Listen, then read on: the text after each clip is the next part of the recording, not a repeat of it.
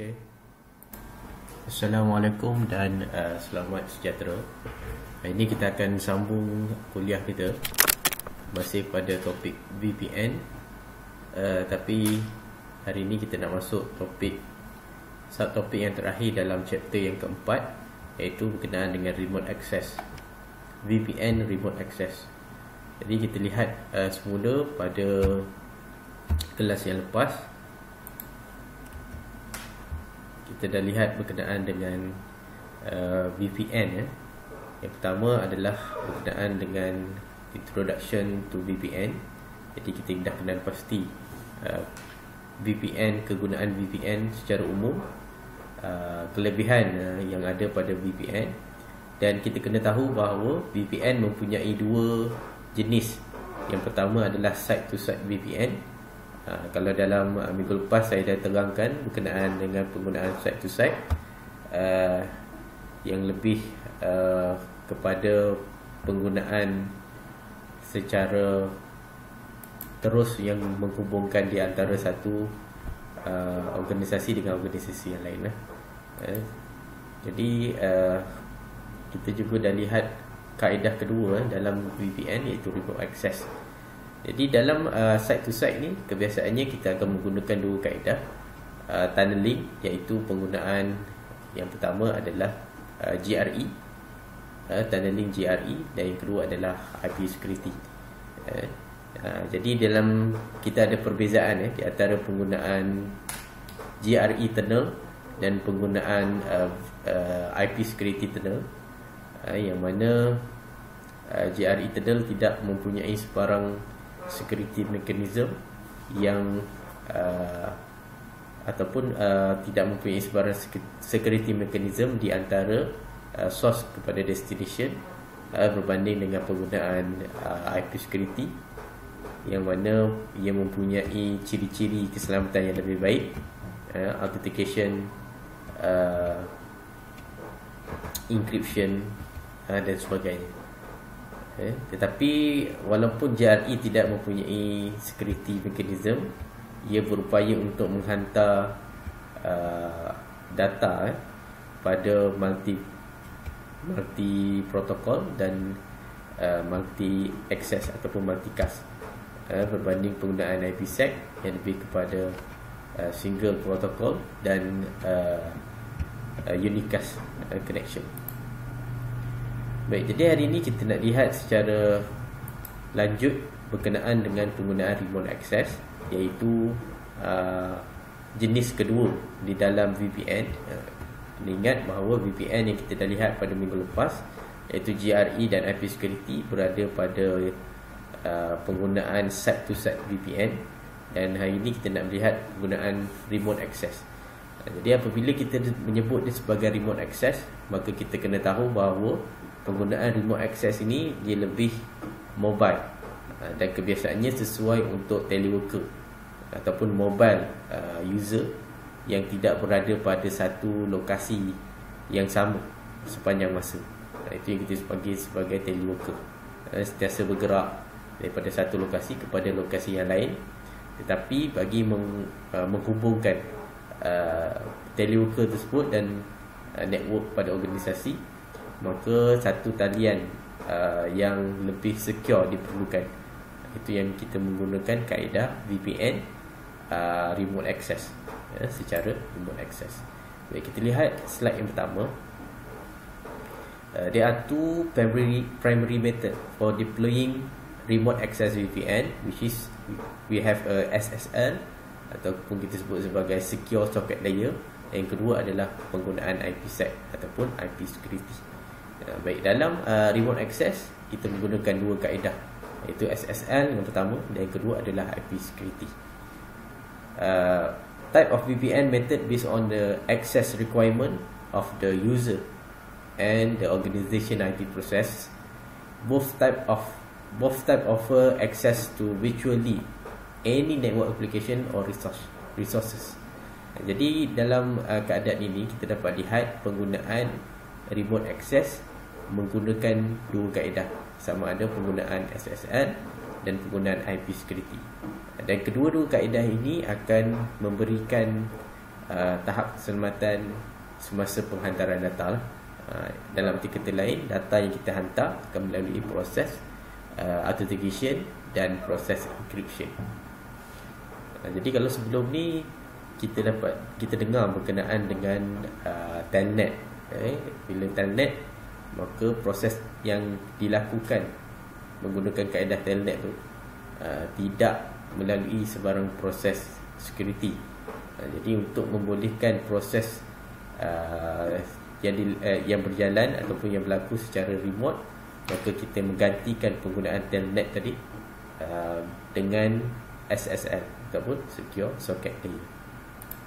Baik, seterusnya Cisco SSL VPN, which is provide remote access by using a web browser and the web browser native SSL encryption. Jadi biasanya SSL ni akan menggunakan kaedah web browser. Kalau kita perasan pada protokol HTTP, apabila kita dah combinekan dengan SSL, HTTP plus SSL, maka dia akan dapat HTTPS, gabungan di antara Hypertext Transfer Protocol dengan Secure Socket Layer. Baik, jadi kebiasaannya penggunaan SSL akan menggunakan web browser sebagai client kepada connection VPN tadi.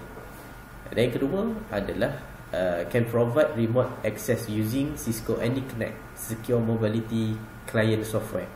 Baik, jadi kat sini kita nampak lihat ada dua kaedah penggunaan.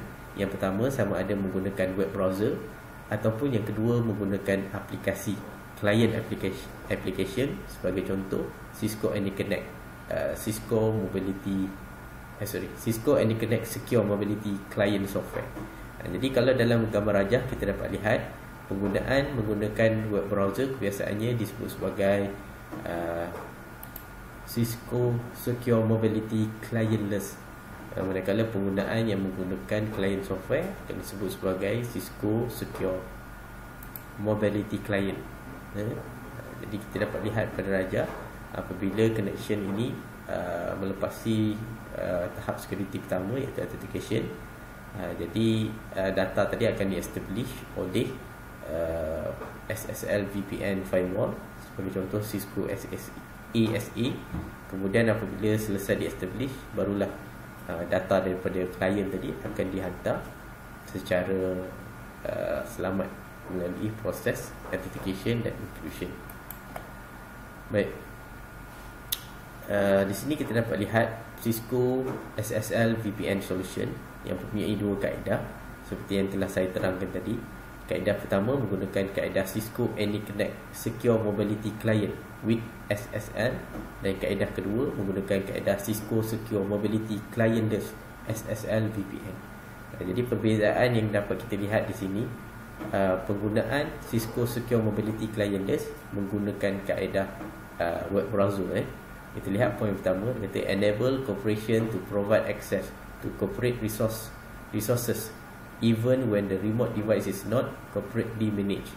Cisco ASA ni adalah dalam salah satu jenis firewall yang provide oleh Cisco. Jadi it's used as a proxy device to network resources, provide a web portal interface for remote device to navigate the network using a port forwarding capabilities. Jadi ini kaedah yang pertama, menggunakan kaedah clientless. Maksudnya dia tidak ada sebarang client software yang kita install dalam laptop ataupun dalam smartphone yang digunakan untuk connect kepada VPN. Dia hanya menggunakan kaedah web browser yang diperolehi daripada address bagi VPN yang telah diset up bagi web browser tersebut. Dan yang kedua adalah Cisco AnyConnect Secure Mobility Client. Jadi kaedah yang kedua ini menggunakan client based SSL VPN, which is a provide authenticate user line with LAN like full network access to corporate resources. The remote device require a client application. Jadi ini antara perbezaan dia. Untuk Cisco Mobility Client ni, ia memerlukan client application, sebagai contoh penggunaan Cisco VPN client ataupun menggunakan AnyConnect client to be installed on the end user device. Jadi kalau sekarang ni kita banyak menggunakan aplikasi-aplikasi VPN yang kita install di dalam smartphone. Umpamanya kita gunakan NordVPN, dan semua aplikasi-aplikasi itu disebut sebagai client based SSL VPN yang merujuk kepada penggunaan Cisco Secure Mobility Client. Tapi yang penggunaan yang tidak menggunakan client application, itu kita sebut sebagai Cisco Secure Mobility Clientless. Clientless kita connect menggunakan web browser. Baik. Jadi IPsec remote access kita dapat lihat pada slide. Yang pertama, prosesnya adalah connection tersebut akan negotiate tunnel parameter di antara source dengan destination. Yang kedua, dia akan establish tunnel according to a set of parameter, dan seterusnya authenticate user by username, group name and password. Jadi kat sini ada proses yang pertama, yang mana biasanya client SSL ni melalui client application akan melakukan proses authentication, iaitu dengan memasukkan username, password dan sebagainya. Jika lepas ataupun maklumat authentication tadi sama dengan maklumat yang berada pada server VPN, maka dia akan melakukan proses seterusnya, iaitu manage secure key for encryption and decryption. Dalam konteks ni, penggunaan public dan private key itu akan dilakukan, di mana penggunaan public menggunakan kaedah simetrik dan penggunaan primary menggunakan kaedah asimetrik. Jadi dan seterusnya, apabila kesemua maklumat tadi selesai, maka barulah IPsec tunnel ni akan melalui proses authenticate, encrypt and decrypt data through the tunnel. Barulah data tadi akan dihantar daripada source kepada destination. Tapi kena ingat, data tadi hanya akan disecure pada connection di antara router kepada router saja. Selepas selesai penghantaran pada default gateway, IP default gateway pada router, maka data tersebut akan melalui proses decryption semula untuk dihantar ke dalam local area network sebelum diterima oleh recipient tadi. Baik. IPsec remote access di the Cisco EasyVPN solution consists of a 3 component. Yang pertama adalah Cisco EasyVPN server. Server sini boleh disebut sebagai Cisco iOS router ataupun Cisco ASA firewall, yang akan acting as a VPN head-end device in a site-to-site or remote access VPN. Dan yang kedua adalah Cisco EasyVPN remote. Remote di sini juga sama ada menggunakan Cisco iOS router ataupun Cisco ASA firewall, yang bertindak sebagai remote VPN client. Dan yang ketiga, kita ada VPN client. VPN client merujuk kepada application yang digunakan pada PC ataupun pada end user punya device. Jadi ini adalah 3 komponen utama untuk kita generate ataupun kita gunakan remote access Cisco EasyVPN. Yang pertama, dia kena ada server. Server tu apa? Server tu sebagai contoh sama ada router ataupun firewall. Itu juga dengan VPN remote, boleh menggunakan sama ada router ataupun firewall. Dan yang ketiga, kita ada VPN client, iaitu aplikasi yang digunakan, aplikasi VPN yang digunakan pada PC ataupun pada smartphone. Jadi di sini merujuk kepada 3 komponen utama, dan VPN mempunyai beberapa features lain. Antaranya adalah flexibility, scalability, which is able to support the growth of a network, and easy of use for both site to site and remote access. IPsec VPN. Jadi dia boleh digunakan bukan hanya untuk remote access, juga untuk penggunaan pada jenis VPN site to site. Baik, kita lihat pada rajah slide ni, kita dapat lihat bahawa pada PC Cisco VPN client, jadi ini adalah contoh VPN client yang mana aplikasi melalui aplikasi ataupun melalui web browser yang dipasang pada PC, kemudian dia akan melalui proses authentication dan prosesnya akan dihantar kepada VPN server, iaitu router sebagai server dan gateway kepada VPN client tadi. Kemudian kita akan ada VPN remote, yang mana VPN remote bertindak sebagai remote VPN client. Kat sini kita ada Cisco router ataupun firewall, Cisco ASA firewall. Baik, sebelum jadi data tadi akan di-establish selepas proses authentication selesai, dan connection yang akan melalui proses security tunneling adalah daripada Cisco VPN server kepada Cisco VPN remote. Jadi connection tersebut yang akan di-secure oleh VPN, sama ada penggunaan IPsec ataupun penggunaan SSL, sebelum data tersebut di-encrypt dan dihantar kepada destination. Baik. Di sini kita dapat lihat perbandingan di antara penggunaan IPsec ataupun SSL pada remote access VPN. Jadi dalam perbandingan yang pertama menggunakan parameter application. Jadi SSL menggunakan web enable application, file sharing dan email. Jadi SSL biasanya menggunakan kaedah web application ataupun web browser, manakala IPsec menggunakan all IP based application, menyokong semua IP based application.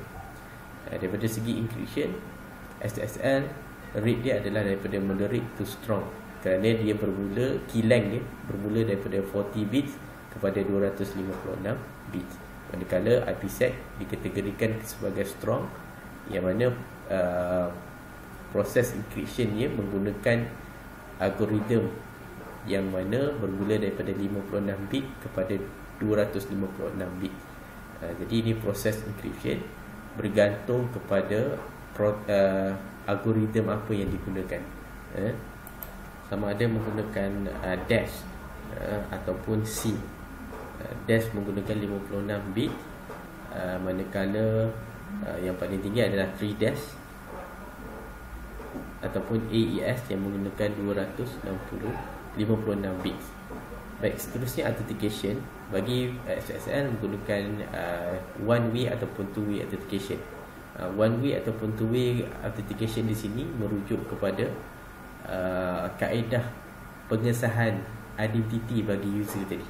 Contohnya kalau two way authentication, yang pertama kita masukkan username dan password, dan bagi mengesahkan pengguna tadi adalah pengguna yang sebenar, maka dia akan masukkan TAC code yang diterima oleh server melalui SMS sebagai contoh. Dan yang perbandingan untuk IPsec, kita dapat melihat kaedah authentication ni adalah strong, di mana dia kata kat situ two-way authentication using share secret or digital certificate. Jadi kat sini menggunakan two-way authentication, dia ada username, password dan dia ada TAC. Kemudian proses tadi akan melalui digital certificate, iaitu menggunakan kaedah hashing. Hashing sama ada melalui algoritma RFA ataupun public share key ataupun PSK, bagi mengelakkan sebarang perubahan ataupun mengesahkan bahawa pengantaran itu pada source yang sebenar lah. Dan seterusnya adalah connection complexity. SSL low, manakala IPsec adalah medium, mana require only a web browser bagi SSL. Dan untuk IPsec can be challenging to non-technical user, sebab penggunaan SSL menggunakan configuration yang lebih kompleks berbanding dengan penggunaan SSL yang hanya menggunakan maklumat IP dan authentication proses untuk kita connect kepada SSL tadi. Dan connection option bagi SSL, any device can connect, manakala IPsec only specific device with a specific configuration can connect. Jadi ini kita dapat lihat perbezaan di antara penggunaan SSL dan IPsec. Yang disebut sebagai any device can connect tu, maksudnya semua device yang ada connection kepada internet, sama ada PC ataupun smartphone yang mempunyai connection kepada internet dan ada aplikasi web browser, boleh menggunakan kaedah SSL, manakala IPsec hanya specific device.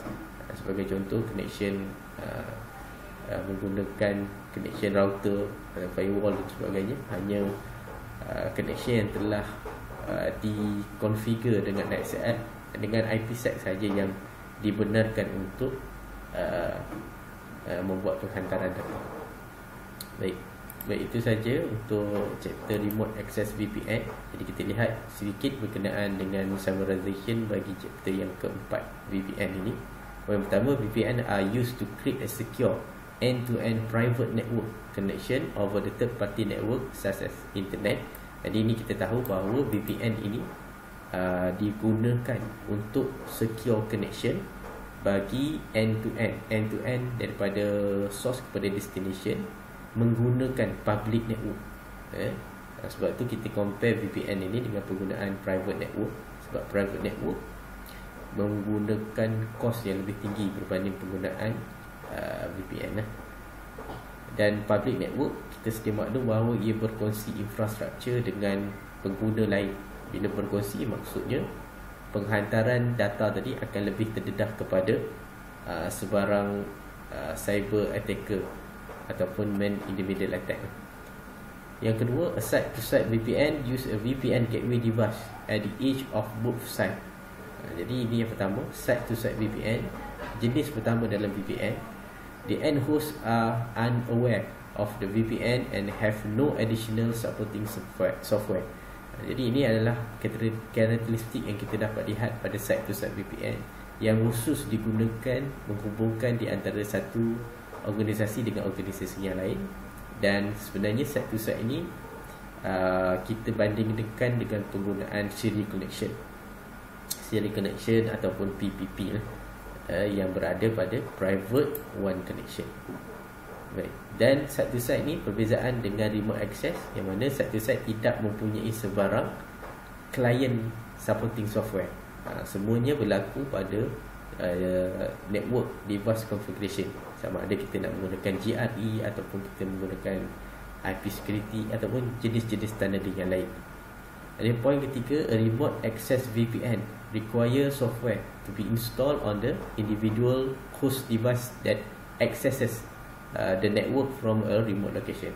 Baik, ini kita dapat juga lihat perbezaan site to site dan remote access, di mana remote access digunakan secara mobility oleh teleworker dan memerlukan teleworker ataupun individu tersebut untuk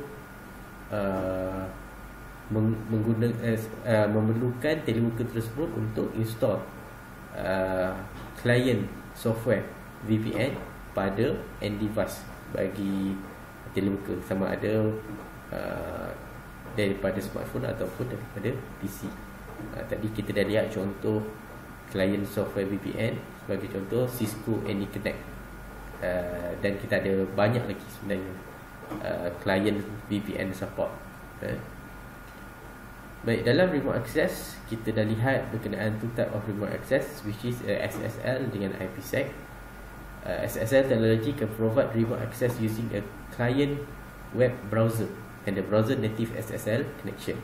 SSL encryption. Dan yang kedua adalah using Cisco AnyConnect software on a client, user can have LAN light. LAN light ni umpamanya walaupun kita connect secara global di dalam internet, tapi penggunaannya sama macam kita guna penggunaan private connection lah, macam LAN kan. Kita boleh connect di antara satu department dengan department yang lain dalam keadaan yang selamat. Full network access using SSL. Jadi dalam SSL dalam remote access kita menggunakan kaedah SSL dan IPsec. SSL lebih merujuk kepada non-secure site-to-site VPN tunneling protocol. Sebab apa disebut non-security site-to-site VPN? Sebab pertama, dia diimplement pada site-to-site VPN dan bukan pada remote access. Dan yang kedua adalah dia tidak mempunyai sebarang security mechanism, sama ada authentication, encryption dan sebagainya. Tetapi untuk JRE dia ada sedikit keistimewaan di mana kata protocol that can encapsulate a wide variety of protocol packet type inside IP tunnel. Jadi ini sangat berbeza dengan penggunaan IPsec yang hanya boleh menghantar satu protokol dalam satu-satu masa. Dan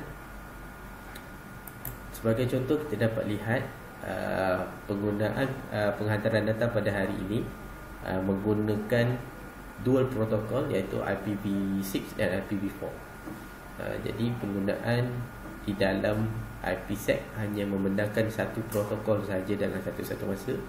Kalau nak hantar menggunakan IPv4, jadi kita kena hanya menggunakan IPv4 saja. Manakala JRE membenarkan kedua-dua protokol dihantar.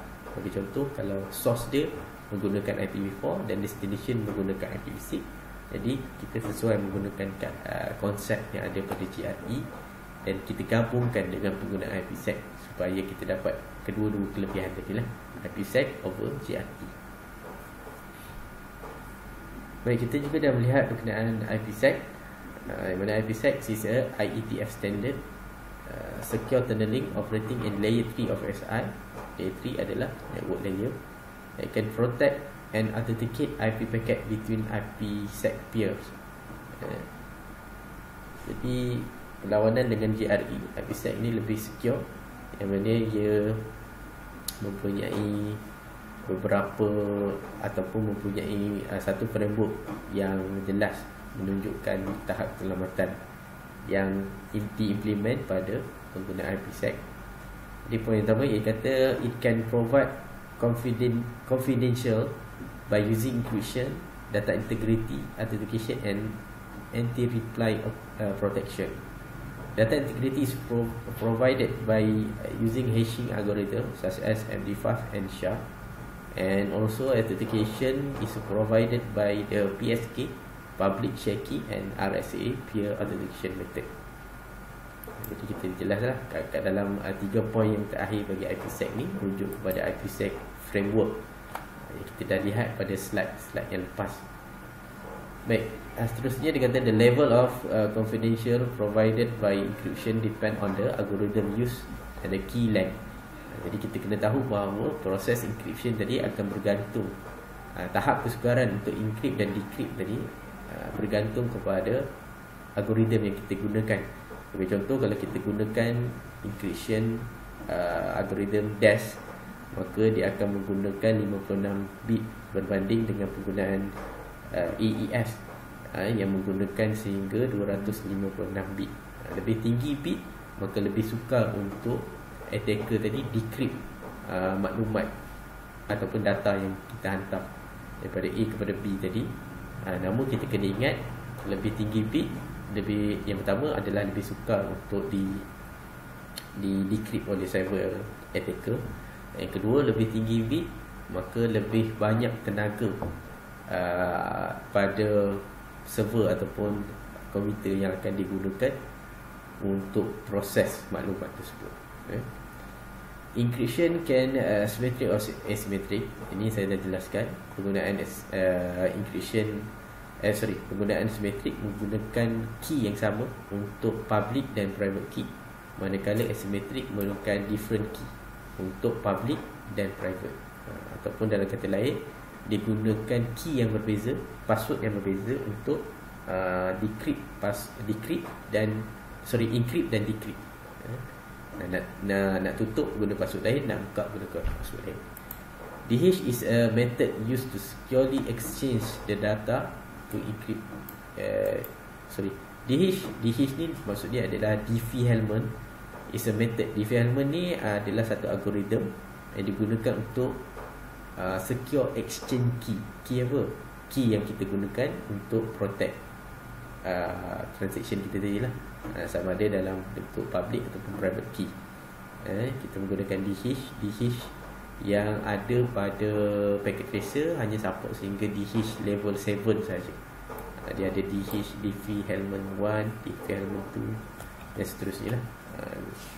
Tapi dalam packet tracer kita hanya menggunakan sehingga DHIS ataupun Diffie-Hellman level yang ke-7.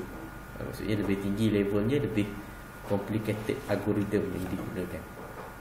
Baik, itu saja penerangan yang kita dapat lihat untuk topik terakhir dalam VPN ataupun topik keempat ini. Dan kita akan continue dengan topik yang kelima pada minggu hadapan. Jadi terima kasih.